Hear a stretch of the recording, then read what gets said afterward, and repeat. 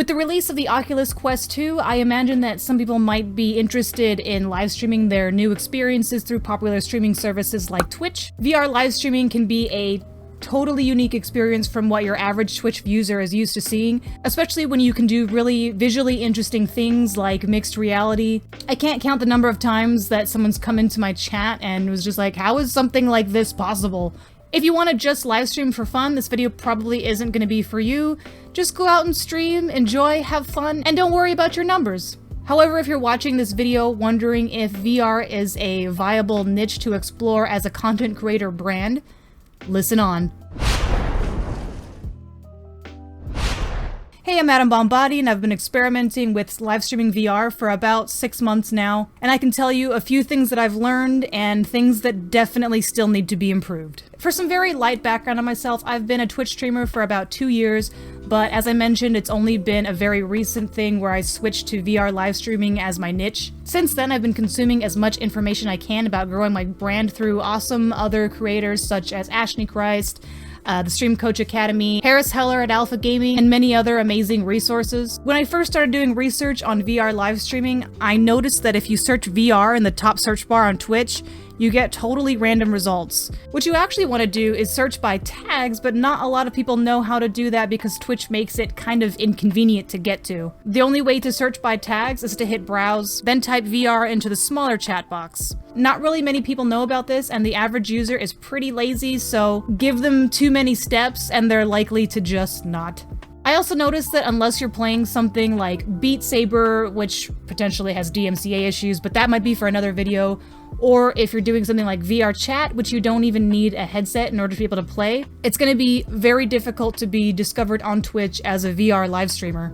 Not that this is with just VR itself. Discoverability is notoriously bad on Twitch because unless you're already a top streamer and you have high numbers, you just kind of get buried underneath the people that have more numbers than you. Now, the general streamer advice for becoming more discoverable on Twitch has basically been 1, to create a YouTube channel because YouTube has a much better algorithm and a lot better discoverability, and then you bring people over from YouTube onto Twitch, and this is something that I've tried and it's actually been working pretty well for me. Think about it, how many VR YouTubers do you know and follow versus people who do just mostly primarily VR live streaming? Another piece of advice has been to find a category that isn't as saturated. You want to be on the first and second rows ideally in order to get noticed. But what if no one else is playing that game, which is sadly the case for most VR games, like I said, unless you're doing Beat Saber or VR chat.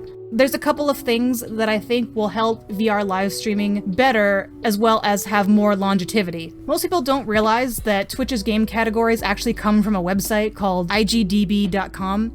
Users can actually add games and cover arts if the game doesn't already have one or exist. And this can really help when you're playing a more obscure VR game that doesn't even show up on Twitch. So usually you have to go to like games and demos or something sad. The website states that it'll take up to 24 to 72 hours to review your additions and changes. So pre-plan what you're gonna stream, check on Twitch and see if that game already is in their system or if it needs cover art, and plan accordingly beforehand. I would also like to see VR as its own category, kind of like how health and fitness and science and technology have their own categories. It'll make VR live streamers a lot easier to find, and they won't be limited by games that maybe have no audience. There's actually a Twitch petition for this currently, which I will post a link to in the description below. I don't know how effective these petitions are, to be honest, but hey, there's no harm in signing it. I would also like to see VTuber as its own tag, and for those of you who don't know, a VTuber is someone who chooses to use an avatar to represent themselves versus using something like a traditional camera. And while I have nothing wrong with it, for some reason when you are searching up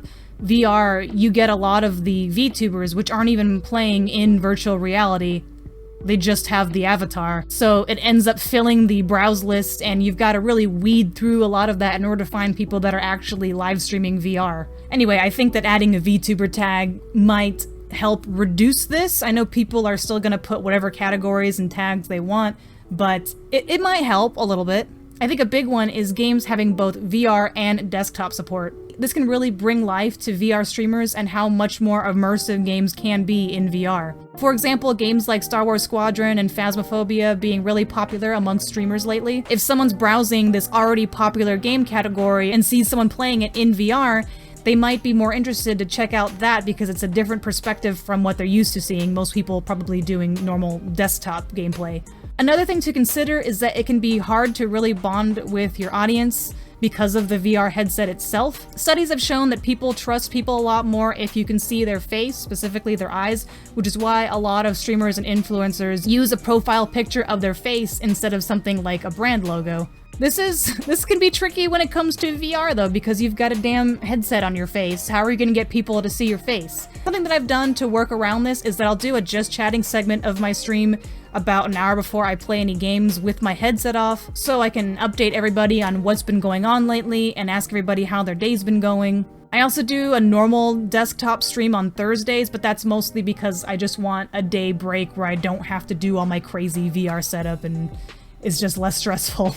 Anyway, I hope this doesn't discourage you from wanting to try streaming in VR, but more sets you up for success if this is something that you're planning on pursuing seriously. Know that if you want to do VR content creation full-time, you're gonna have to hustle probably a little bit more than normal desktop streamers do. That's not to say that it's impossible, but know some of the limitations when it comes to VR currently, and know that shit will break at some point. You'll become very skilled at troubleshooting VR and live streaming issues. Trust me, there's just so much that can go wrong. However, if you're like me, you honestly just want more headsets and more hands, and the awesomeness and immersion that you can get from virtual reality.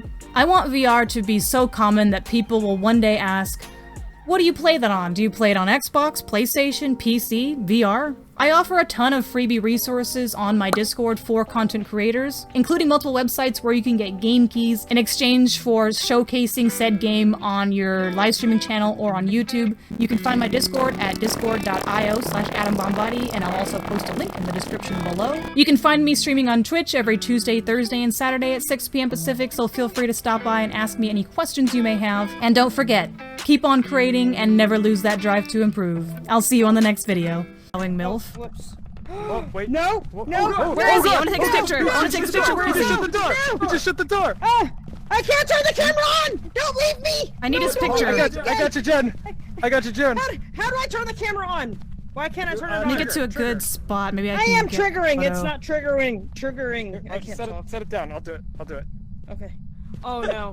No, I don't want to do this again. The panic is real.